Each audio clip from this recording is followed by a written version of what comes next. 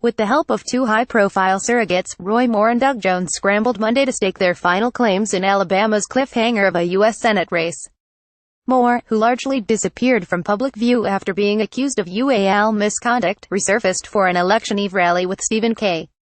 Bannon, a political advisor to President Trump, in the rural southeast corner of the state. Trump weighed in with a recorded message pitching the former state Supreme Court chief. In Midland City, Moore met cheering supporters. "We're Alabama, we're Republican, and we're not going to stand by and let other people from out of state and money from California control this election," he told them. Jones stumped in Birmingham and Montgomery, targeting core Democrats but also inviting Republicans to follow the lead of the state's senior GOP Senator, Richard C. Shelby, who snubbed Moore by writing in another candidate. "The people of the state, they have elected Richard Shelby for 4 decades, Jones said at a breakfast stop in Birmingham. They're going to listen to Richard Shelby. The race should be close. Alabama is one of the most conservative states in the country and a boneyard for Democratic ambitions. In half a dozen U.S. Senate races over the last 2 decades, no Democrat cracked even 40%.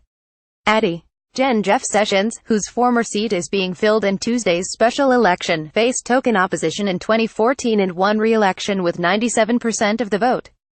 But Moore's controversial past, he was twice booted from the state Supreme Court for ignoring federal law, and allegations he molested 2 teenage girls and romantically pursued several others while in his 30s have turned the contest into a coin flip. Moore, 70, has adamantly denied the allegations and did so again Monday night. "They got on national television arguing their case after waiting 40 years, he said, during which I served in 3 public offices in the state. I ran 5 state campaigns, 3 county campaigns, and never once was this mentioned."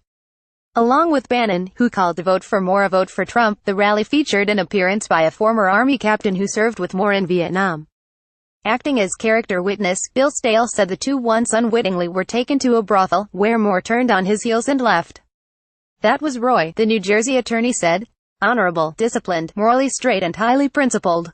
He likened the UAL misconduct charges to a Viet Cong ambush. "It's all garbage," Stale said.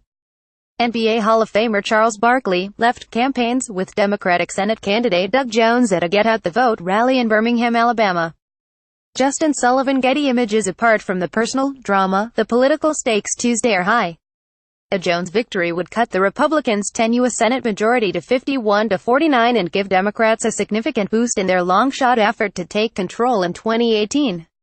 After hesitating, Trump strongly endorsed Moore, appearing at a rally just across the border in Pensacola, FLA, and taping a robocall lashing his political fate to a victory on Tuesday.